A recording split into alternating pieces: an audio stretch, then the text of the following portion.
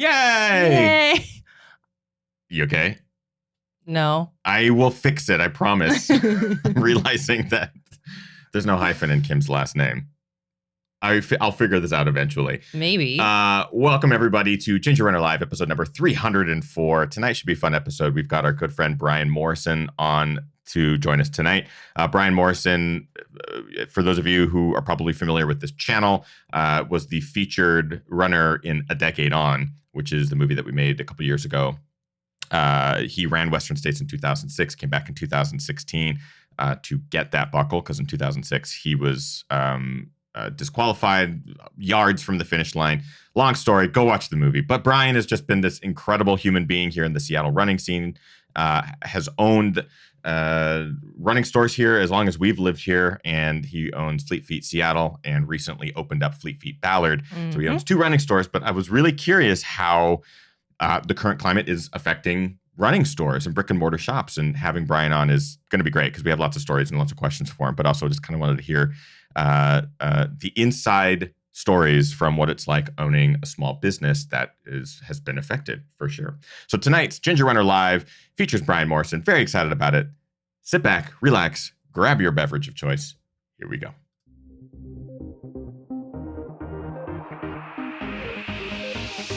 Ginger Runner.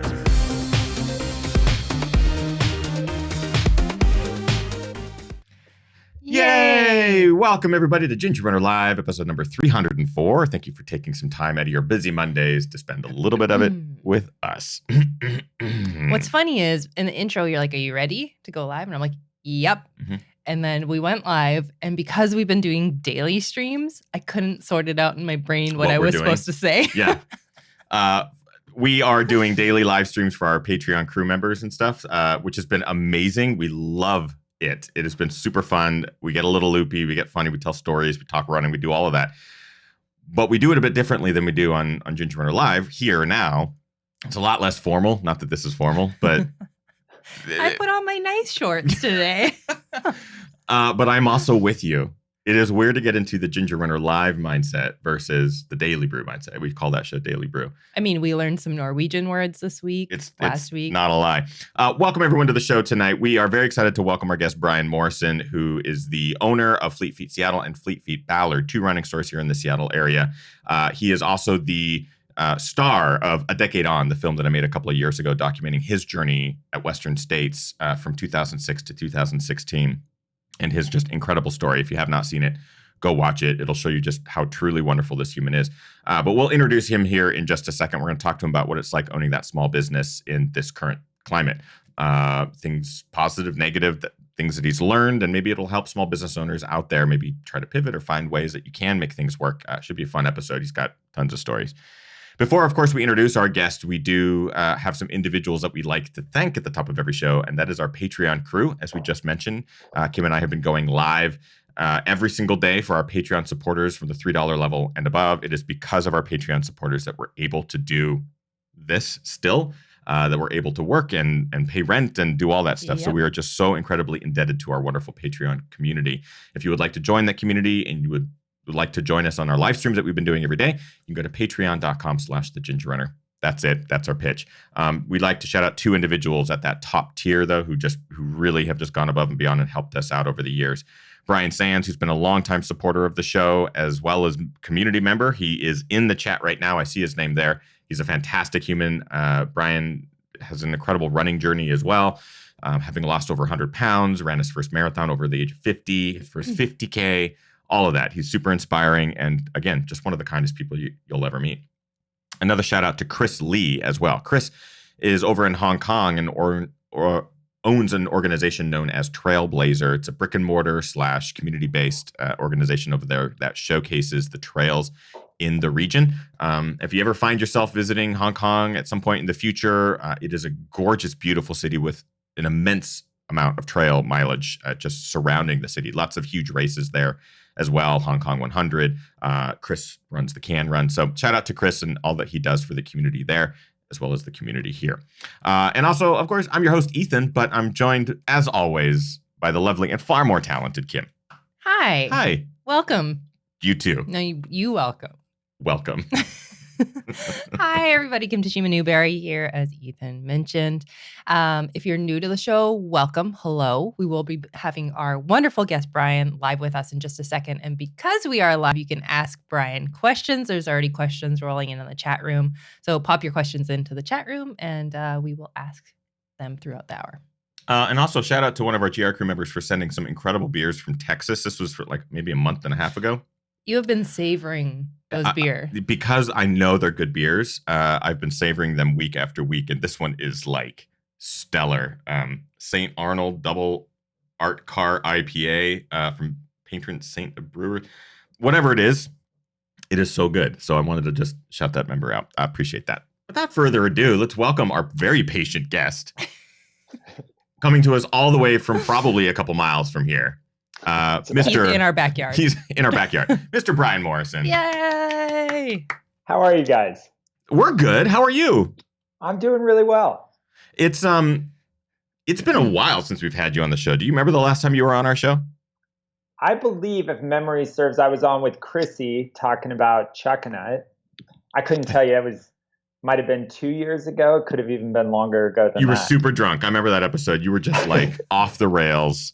We almost got kicked off of YouTube for that one. Yeah, YouTube wrote us an email saying, listen, if you want to keep doing this, you cannot bring Brian back on. That's right. Yeah, it's slowly coming back now. Okay, it is coming back. Yeah. I feel like there's so much that we can talk about because we've been obviously really good friends since a decade on. We've told that story before of how we sort of met through that, and I encourage people to go back and listen to those episodes. But over the years, we've just become really good friends and known each other's families now, and it's been just a really, really cool friendship. How has life been now locked in your home with your kids, your wife, and you and I haven't been able to see each other? How's life been without that? Is that what the lead up was for? Longest lead up for the most selfish question ever. Well, just to go back a little bit, I mean, think about the last little bit of normalcy most of us had, or at least us, was at Orcas Island. You know, if you want to call that normal, that's kind of not actually normal, but that was pretty awesome. So then to come back from this amazing weekend on Orcas to all of this is jarring for all of us, not just me as a business owner, but. Okay, so you missed me. So he didn't miss you at all. Apparently didn't miss me at all. For those who maybe didn't know this as well, as Brian just mentioned, our last like outdoor adventure on trails, other than like backyard trails, was on Orcas Island with Brian and the Fleet Feet crew. When you were putting that camp together, you put this camp on. It's a trail camp. You put it on Orcas Island every year. When you were putting this together, did you have any inclination that this was going to happen or that this was going on? Or was there a stage at which you were planning it when things started to become aware? Or was it, I forget, because that was a month ago and my brain doesn't go back farther than a day. So. I know. Yeah. Well, if you told me it was a month ago, I'd believe that. If you said it was 3, I'd probably buy that. I mean, yeah, it's crazy. No. I mean, I had heard about coronavirus. It was sort of like, not here. And it was kind of, some things you'd hear were a little scary, but it was just so nebulous and unknown. But yeah, leading up to trail camp, no, there was no concern that I had of whether this was going to impact. But what's interesting is being on T-Mobile, we were Andrea and I are of the like 2 at the camp that have service. And I'd see in between runs or whatever, I'd be in the cabin, gotten out of the shower or whatever, and I'm like flipping through my phone and there'd be little alerts and it's like, it's kind of weird. Like there's definitely more here. And then I think it was on the ferry as we were all coming back that phones started to get reception and people started to realize, that was like the nursing home in Kirkland. Right. I remember that's when you and I have talked about that too. That was sort of on the ferry ride back from Orcas. That's when we got the news like that things were escalating pretty quickly. And not locally. not just escalating, but the place that it was escalating was local. Yeah. Yeah. I want to backtrack a little bit in time here because there's another thing that you did in the fall that's amazing. And we were so proud of you. And this was around the same time, Brian, for those also who are unaware, he's the race director for the Teanaway Country 100, which ran its second year last year, and due to thunderstorms had to be canceled at like mile 60. We'll talk a little bit about that. Yeah. While simultaneously you were opening up a new running store in Ballard.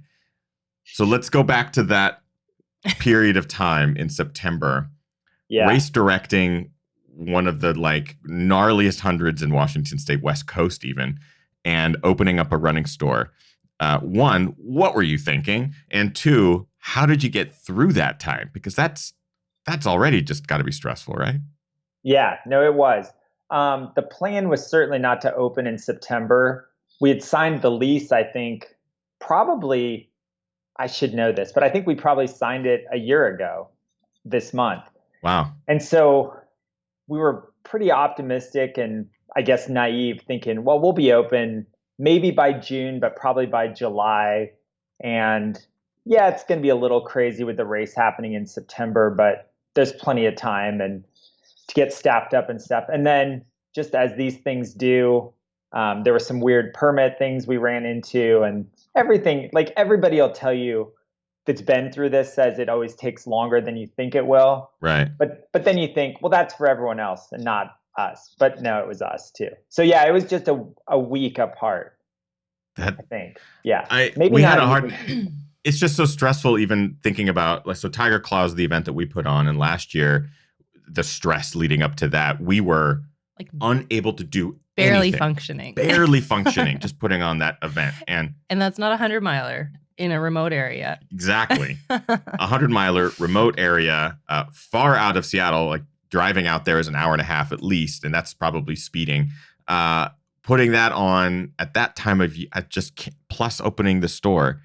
Plus having 2 kids. Yeah. Well, but what you did with Tiger Claw, and I've told you both this, but I'll say it to the GRL live crew here as well. You did an amazing, amazing job. That was not a first-year event. Like, it really was not. I know we'd been secretly doing it for 15 years. Just not. But it was crazy. Not inviting anyone.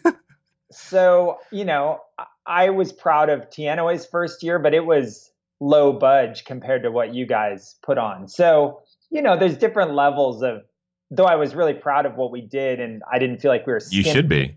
It was not at the level that you executed. So probably if I had put on Tianaway with the I don't know even how to describe it. It was just the professionalism that you put on your race. Well, then maybe I would have been really stressed out more than I was. It's also different. Again, the regions are different. Like Tiger Mountain is much more, it's closer to the city. Mm-hmm. It's closer to amenities. It is so much easier to sort of set up the logistics behind the scenes because we can drive there in 25 minutes. So it's just a testament also to your ability doing a remote race. I of course would love for you to continue to compliment me. You guys love each other so much. So much. I should just leave the room. But one thing I want to point out that was toward you too, Kim. You did an amazing job with Tiger Claw as well. Thanks, Brian. Kim took a majority of the weight of that race, no doubt. I want to just shout out for a second. This is kind of a neat thing. So in the last few years, as someone who's been doing a lot of content online and reviewing gear and everything like that, we often hear people talking about local run shops and support local run shops. You and Phil, local Seven Hills Run Shop, you are local store owners who have been running these run shops for years. And I'm so excited when you opened a Ballard store because that to me showed that you were having success in this space. And I know Phil has success in this space as well. Yeah. What is it like? Because I think people think, oh man, brick and mortar stores are going by the wayside. I do all my ordering online and that sort of thing. But I'm assuming this means that you've been having success. And what was the secret to this? I mean, I still don't think there's any replacement for exceptional customer service. And I think the brick and mortar retailers that are struggling, just they don't offer any sort of unique experience. And so if you can create that incredible in-store experience, be really welcoming, be knowledgeable, put on training programs, do, a couple unique events. I don't know. It's not that hard. It just requires, you have to create that community, I think, and really offer something that the interesting thing, I think people think that they have to pay more if they're going to shop in a specialty run store. And the reality is that all of the brands, at least on in-season stuff, it gets a little bit crazy with off-price stuff, like out of season. But like a Brooks Ghost on Amazon or in our store, it's the same price. And so it's an even playing field that way. And so I think by offering exceptional service with a price that is the same as what you're going to find online, there's real value there. I want to remind everyone that we are live with Brian Morrison. We're going to start diving into what it's like owning a business like a running store, let alone two, in this current climate. But we do have live questions from our live audience. Kim has been pulling a bunch aside. Let's get to one of those, or maybe a couple. Yeah, this kind of leads into the running store biz.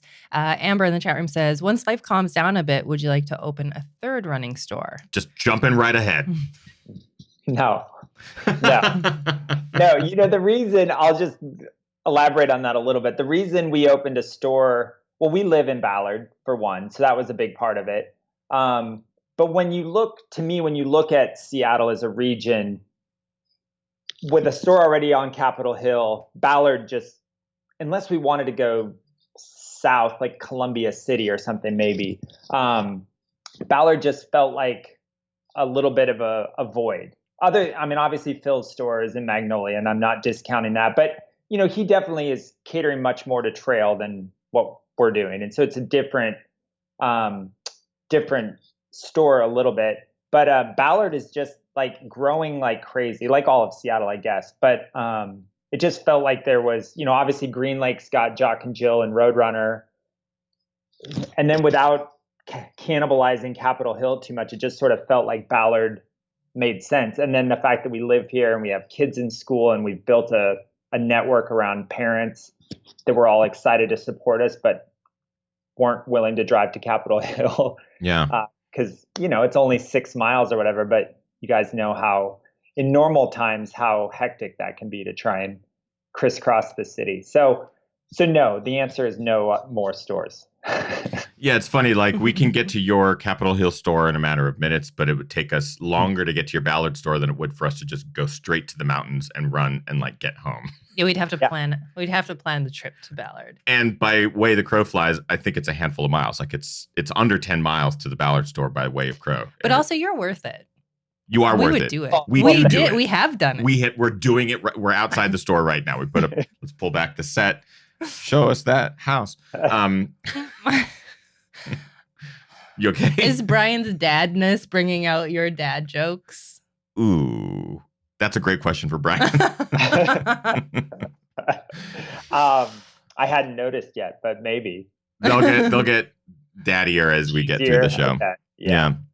I am curious. You mentioned your staff. We've known your staff at all your stores for years now, and they're always the best. I mean, we love Seattle running stores because the staff they're so awesome. They're usually always very knowledgeable, have run plenty in their own experiences, whether marathons, ultras, or whatever. They have all that experience and knowledge. When you're building a new store and in a new location and you're trying to build that team and that community, did you feel like you had time to do that in Ballard now that things are completely different? Like, did you feel, we'll get to how the Ballard store is doing here in a second, but I'm just curious, was there time to establish roots and establish a sense of community at the Ballard store? A little bit. So the good news was, because we have a great staff at Capitol Hill led by Dan, who's our manager, and he's worked for us forever. He was able to take on a bigger role there. And we had several part-time staff that were their students at Seattle U that are not willing to drive across town or don't even have cars. So we had plenty of staff, even with me being essentially at Ballard. So really, since we've opened, I've spent probably up until maybe December sometime, I started to transition more back to Capitol Hill just a couple days a week. But I was pretty much 90% Ballard, 10% Capitol Hill when we first opened. And for that very reason, we have two really great full-timers, Emily and Isaiah, but they were pretty much brand new. And now, like, they could go run the store themselves. They're awesome, like, really quickly. But so having that existing great staff at Capitol Hill allowed me to really sink my teeth into Ballard and try to be there as much as possible as new customers were coming in and to put a face to the store. So I'm curious now, as things have evolved, and in Washington State, and I realize we're probably going to talk about things that are very specific to Washington State regarding guidelines, essential business, non-essential business. That does change state to state, country to country. In this case, were you able to classify your stores as essential business? Were you able to keep them open? Did you have to shut them down? Was it different in the two locations? What happened and when did it happen and how quickly did it happen? Right. Well, we are not an essential business, but even still I leaned on a lot of our reps and what other stores locally were doing for this. And as most people probably know, Fleet Feet's a national franchise. So there's other resources I can draw from there. But initially I thought, well, we can't, under the way it's written, we cannot stay open. And then after a little more further interpretation and seeing what the Jock and Jills of the world were doing and Seven Hills, seemed like everybody was fulfilling phone orders and online orders and had kind of dropped doing curbside pickup. And so we right now just have one person at a time in each store, and we're doing that. We're fulfilling online orders, taking phone orders, and I've been driving all over town delivering shoes. That's one thing that I wanted to talk about on today's show, because we're seeing people like you and small businesses take it upon themselves to adapt quickly. I mean, you're having to adapt. And one thing that I saw, on Brian's Instagram, if you go follow just Fleet Feet Seattle, Brian has been driving around and delivering shoes, fulfilling phone orders and online orders. And we've seen Phil at Seven Hills do the same thing. Like, it's just that level.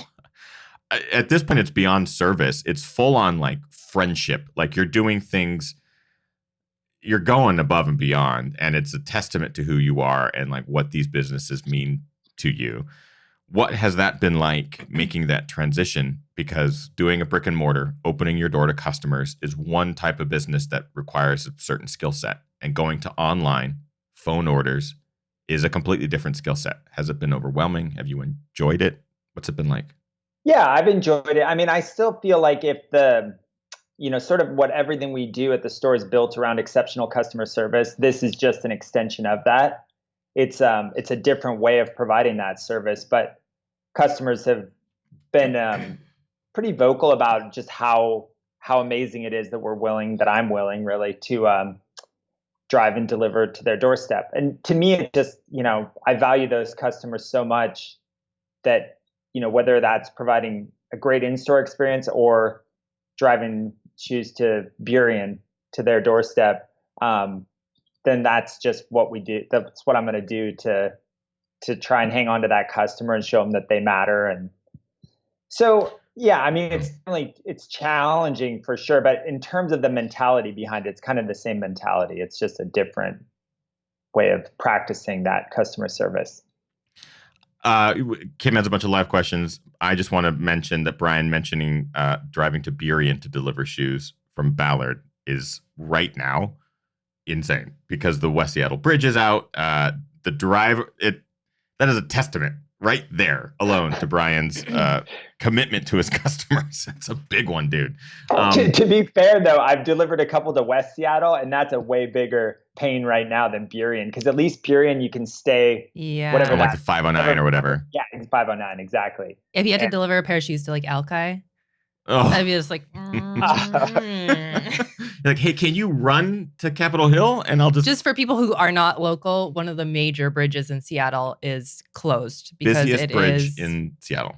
Yeah, it's apparently falling apart. 2 years, it's going to be closed. Yes. Yeah, I would say closer to 6, based off of the 1978 to 84 bridge. I think times have changed a little bit since then. I don't know. I don't. I divert conversation. Kim has a bunch of live questions for Brian, and some of these are absolutely fantastic. I'm seeing here pass through the chat room. Kim, what do we got? Yeah, we have Matt Feldhagen in the chat room who said that Dan, your store manager is awesome. Mm-hmm. And Matt also says, Brian, are you guys offering virtual fittings? We are. So that's, I wish I was smart enough to say that I had come up with this myself. But I mean, you can. Yeah. Okay. So I came up with this idea. No one's watching. No, this was an idea somebody at Fleet Feet put forward, like, hey, could we fit customers via Zoom? And so we've been doing that. We're booked up almost solid every day. And we're running on, skeleton hours right now. We're doing 10 to 2, and we're booking one of those at the top of each hour. And we've been full pretty much at all times, both stores. Wow.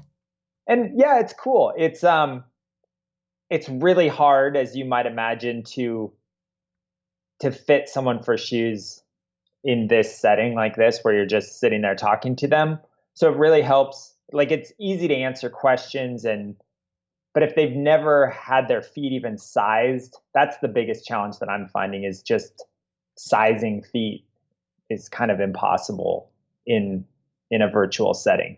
But we're making do, and customers are digging it, so it's been great. Yeah, I want to know, has it been successful? So at this point, you've probably done a virtual fitting and been able to provide product to a customer. Have you had any response regarding it works? Thank you. Yeah. So far, yeah. Have you had anybody throw the shoes back at you? Like, I guess, how would they do that? But yeah. Have you made anyone really mad, Brian? Nope. We had one woman who actually lives here in Ballard who I didn't virtually fit her. This was right when we had first closed. She called the store and she's like, I really need some shoes like everybody else. I just need an outlet. Like, she was a gym goer, I think. With gyms closed, she needed some new running and walking shoes. And so I took her we talked through some things. She'd asked about Hoka. I took her some Hokas. They didn't work out. And I was like, well, we're not open customer facing right now. So I don't know. We're going to have to get creative with the return. So anyways, I took her a pair of Asics Kayanos, which she had worn in the past, and I grabbed the Hokas from her and just did it on the back end, and she was super thrilled. I got a text from her today saying that the Kayanos are working out great.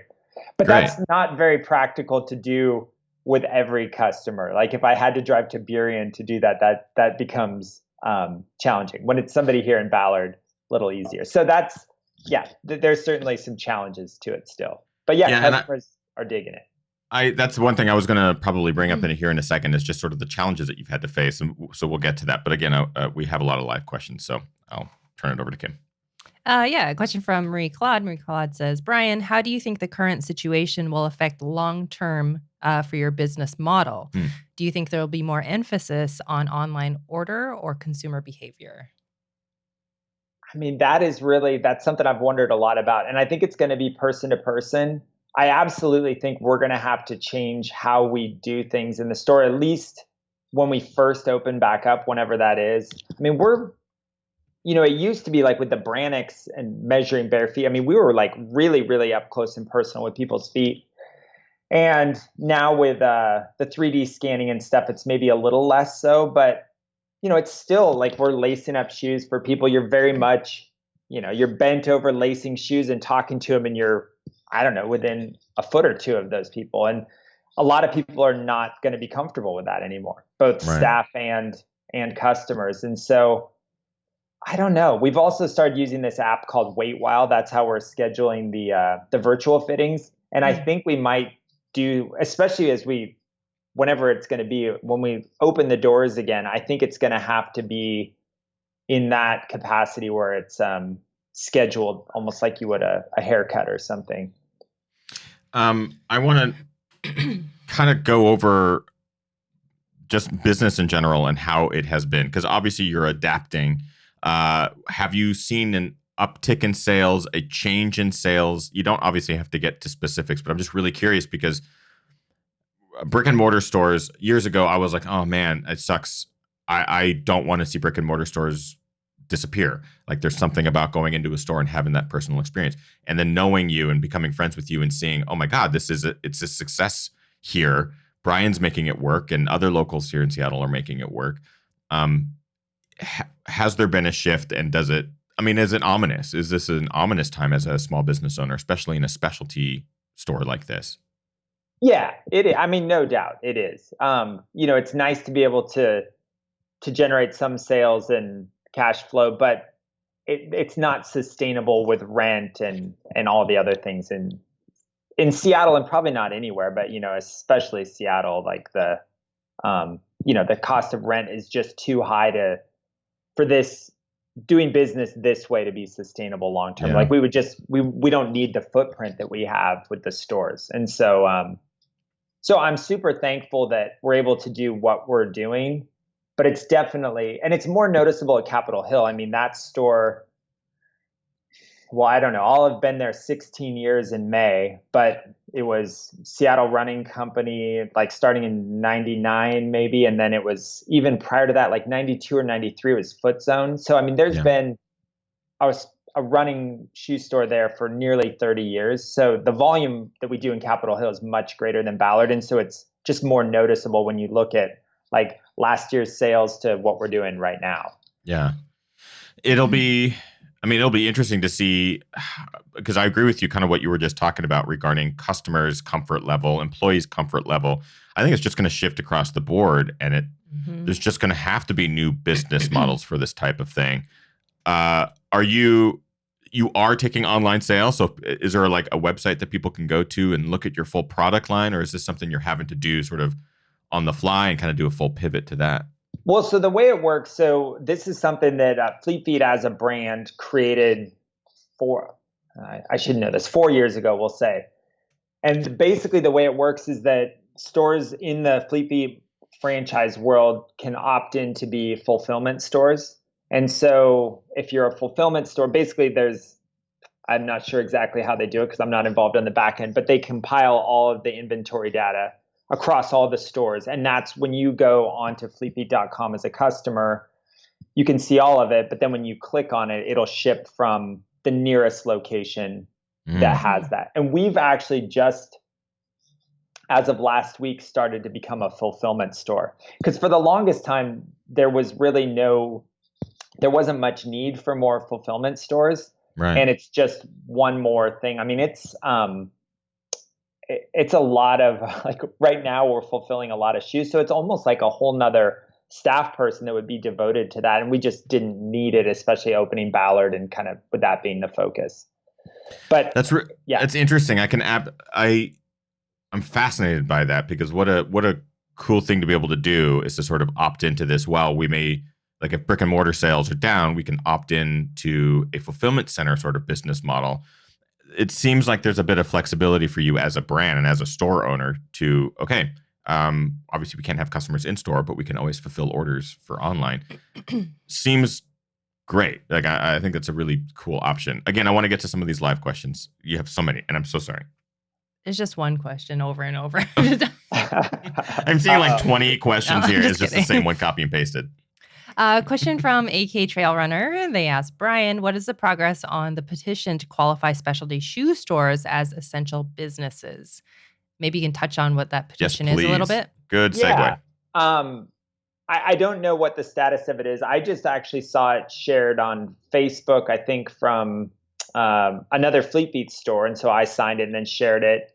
So I wish I knew more about the status of that, but the goal is to be, and I get it. Like I would imagine that any small business owner could make a pretty good case for their business being essential. That's like what you do as a small business owner is you fight tooth and nail for your business to be successful. And so whatever. I mean, I don't know. I think exercise right now seems pretty essential and mental health and all that. But I can understand too that people who might not see us as an essential business. So, but I would love to get that status and be able to safely, like one customer in the store. But like there was a woman today that called and she's like, "Oh, great, you're open." And I said, "No, not really. I can talk you through shoes over the phone. We can certainly mail you shoes or drop them off at your house." But she'd never been into a specialty store. She had no idea what her size was. She had heard about the 3D scanning. I was like, I'd love to be able to do that, but I can't right now.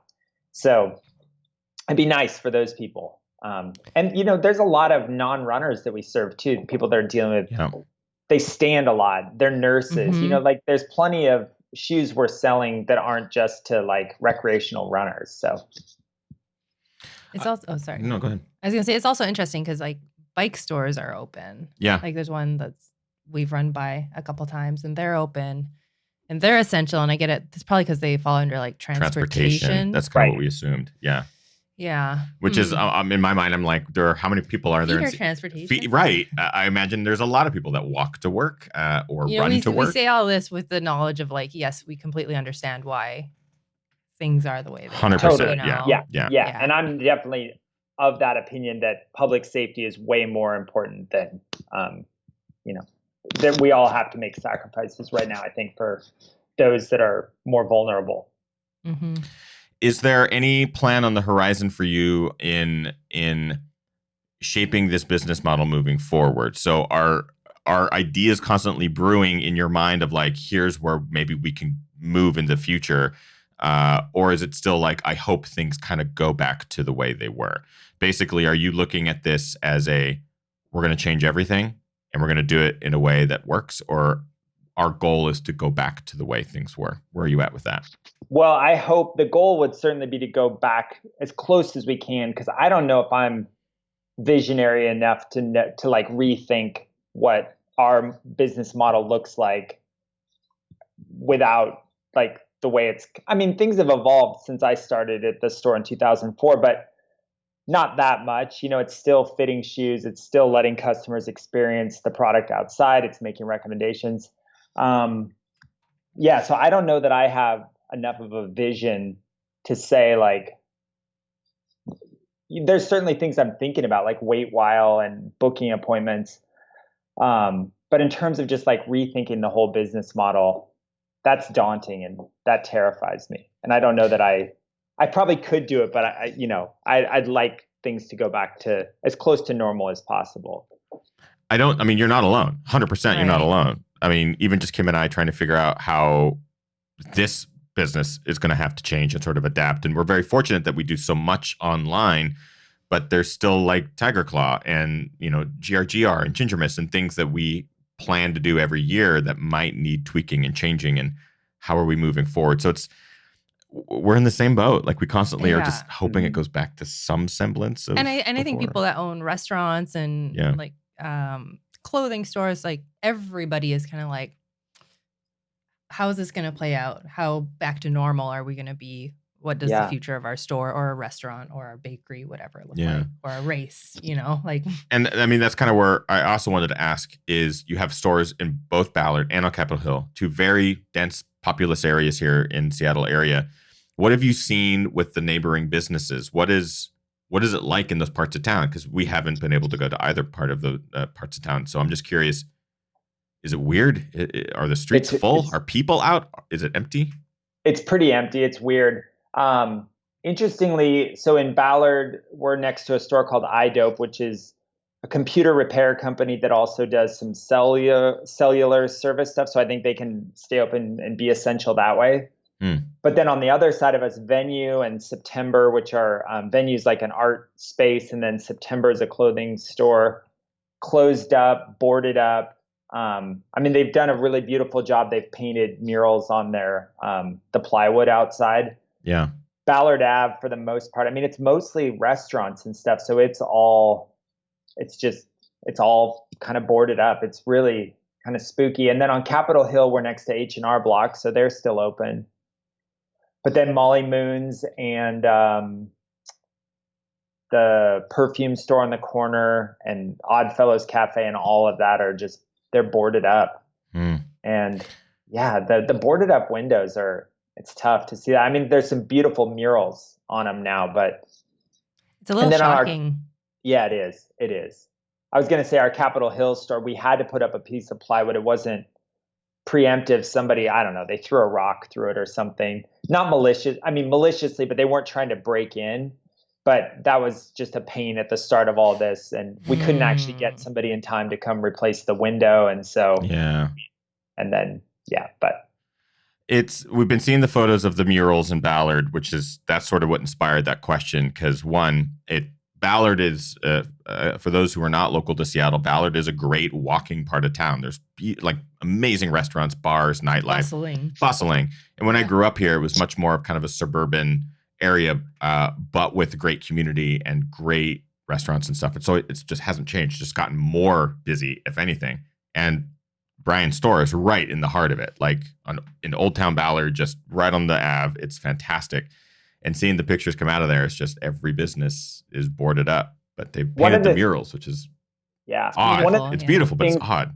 I'm really curious. We've been closed on Sunday, so I haven't been down there yet. But they're running the Ballard Market again, the farmers market. Oh. And I'm just really curious because that is so, when it's running normally, it is so densely packed. And so I'm sure they've figured out how to regulate that. But I'm curious to see that in practice right now too, because I think not only is that a big farmers market, like in this part of town, I was talking to the organizers, and I think that's the biggest farmers market, like maybe in Washington and Oregon.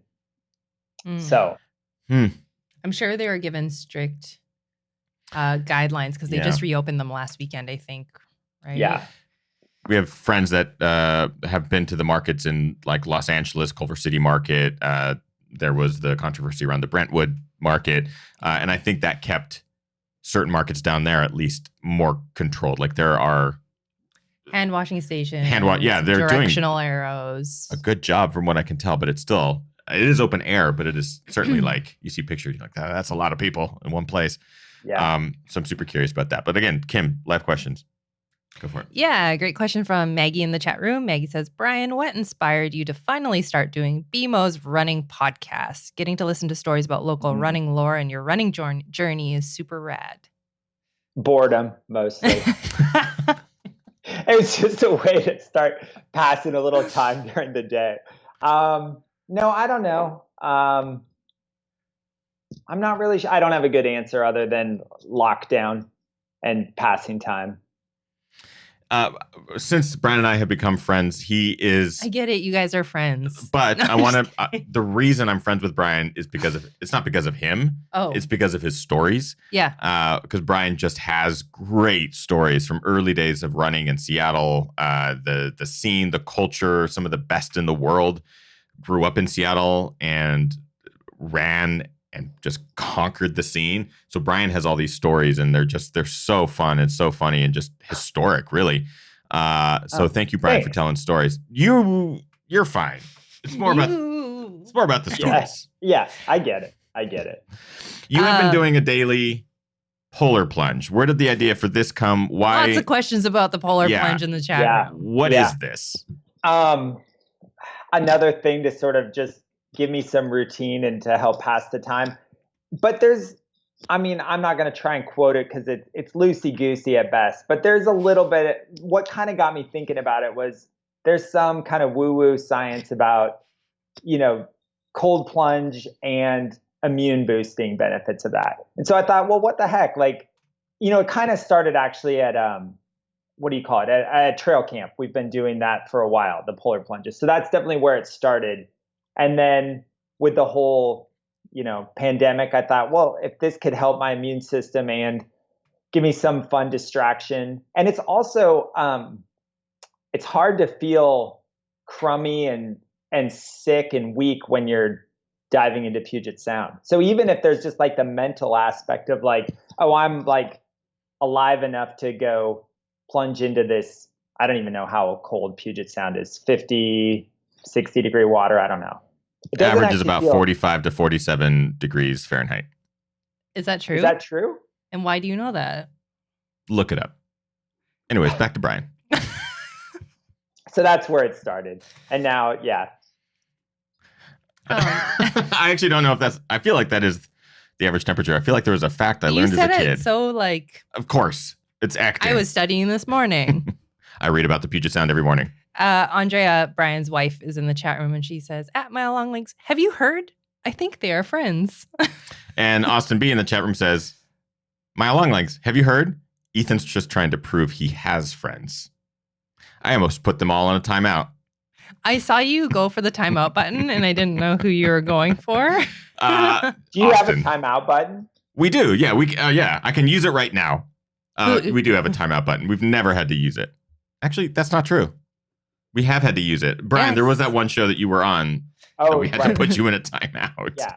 But you forgot to mention Chrissy, that show. She was off the rails. Yeah. Yeah. It was like, Chrissy, do you even know who you are? Like, what is this? And Chrissy's actually in our chat room right now. I'm putting her on timeout. Chrissy was talking about the Bellingham Farmers Market. She said Bellingham Farmers Market is open, super spread out, all outside, limited number of people in at a time. Hi, Chrissy. Hi, Chrissy. Hi, Chrissy. We've been talking about you this whole episode. You guys just threw her under the bus. Yeah, right. What I do want to talk about is these virtual fittings and where people can support you, Brian, because again, you are a testament to a fantastic business owner, a good human. You're going above and beyond. You're doing what you can to keep your businesses afloat, your employees. Have you had to let employees go? We have, yeah. We've had to furlough some employees. So hopefully they'll come back. But yes, we have had to shrink our staff. Where can people? I can imagine that's probably really one of the hardest parts. Yeah, especially, I mean, it's probably like this in any small business. I can only speak to ours, but you really become like a family, you know. And I'm older than everyone there, so they're almost kind of like my kids, my better behaved kids. Okay, let's ask that question. How has it been being home with the kids and the family now, like full time? Like the kids are home. How has been becoming a teacher, I guess? Well, Andrea, that's mostly fallen on her. So I've lucked out there because I've been at the store. I've taken them to the store with me a couple times, and that's been fun. They helped me do some inventory one day. I actually I took a climbing rope and hung it off one of the posts on our mezzanine, made a little swing in there so I could clip them into their climbing harnesses and then swing them because there's no customers in there. So it's like we can, have a little fun. They've been building some cardboard box forts in there, but their kids are pretty adaptable. They're doing great, really. Andrea might tell you a totally different story. There's been a couple days I've come home and she's like, okay, you're on it. I gotta get out of here for a while. So I just want to see the pile of canned wine cans. I feel like every parent we've talked to has a pile of canned wine cans. In this case, Brian had a lot of canned wine left over from Orcas Island Trail Camp. I'm assuming, I say leftover, but I mean maybe hoarded for this specific reason. That's right. I want to also just mention you are a great father. Andrea is a great mother. Your kids are amazing. And from my experience filming you for a decade on and seeing you bring your kids to the store, that was one of the coolest things. Every time I drop by your store and your kids are there, it's like, as someone who grew up and remembers very specific things from my childhood, these really fun memories, I know that your kids are going to grow up just with these incredible memories of being at the run store and seeing you adapt and seeing these stories. And like, they're going to remember being able to swing from a rope from the mezzanine. And these are incredible times, but if it provides you with any sort of light, your kids are going to remember all of this and in such a positive way. You and Andrea are just the coolest team, and you guys are doing some really, really great things. Well, thanks. That's nice to hear. I mean, we certainly try, but it doesn't take that much effort. I love Jack and Amalia. I love hanging out with them, and I'm sort of just like an adult kid anyways, like the roughhousing, the hide and seek and swinging from the ropes. I mean, that's stuff that like I wish we could do more of that as adults. No doubt, yeah. That's like what you guys do together. It is. Yeah, that's why I'm saying this. Yeah. Basically, I'm going to have these memories, Brian. We have a former employee of yours in the chat room, Brian. We have Colin B. And Colin says, I can speak to the family atmosphere. Worked for Brian for a couple of years. It's a really good environment that he's built. Hi, Colin. He's a good guy. Yeah, we miss having Colin around. Colin's back in Texas. Oh, cool. Okay. Well, Colin, thank you for watching. We appreciate you dropping in some kind words for Brian. There is a story that we are going to talk about in the after show. I'm going to tease it now. It is the Christmas tree story. So Brian and Andrea have this. You're really going there, huh? Because it's a great story. It is so funny. Is it too soon still in your house? I don't think it's too soon. Is No, it too soon? it's Okay. not. No, It's just right? It's just right. Okay. Maybe for Andrea it's too soon, but for Brian it's just right. We'll just put her in a timeout in the chat room. We'll talk about it in the after show for sure. So if that's a teaser, good, because it's worth it alone. But Brian, again, I interrupted you before. Where can people support you, support your businesses? What can they do? What are the steps that they need to take? Yeah, I mean, you can go to our website, fleetfeetseattle.com, and right on the main page, if you're looking for help with running shoes, you can click learn here about, I forget the verbiage, but click here to learn more about virtual fittings. And then that'll link you to the Wait While tool, and then you can book a time slot. And you can call us. I won't give phone numbers. Besides, I don't even know Ballard's very well yet. I think you could call either store and we can talk you through it.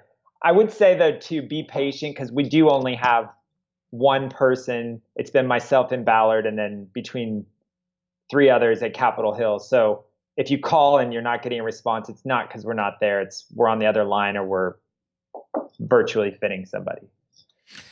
Or ignoring you. Right, totally ignoring. Or in the bathroom. But this is open to anyone, or just Washington residents, Seattle residents? Oh, no, anybody could do this. Yeah.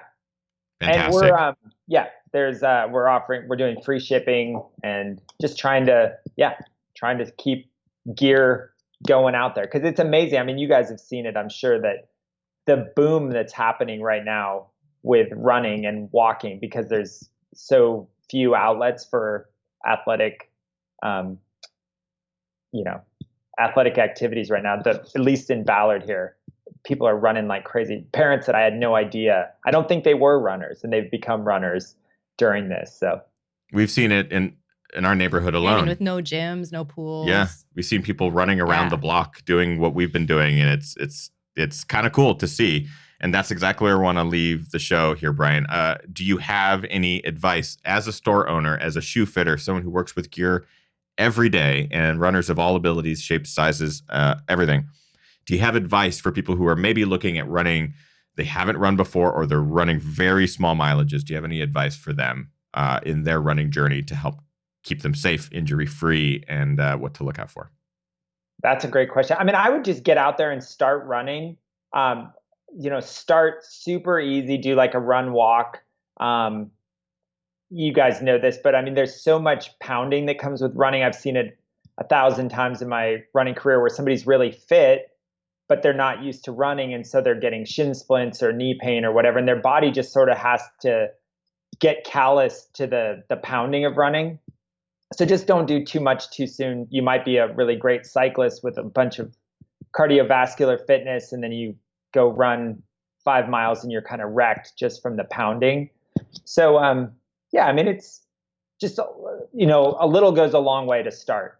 And then kind of assess, just throw on a pair of shoes and go for it. And then you can assess how those shoes feel. And if you need a new pair, then, cross that bridge. But try and see what you've got right now in the closet.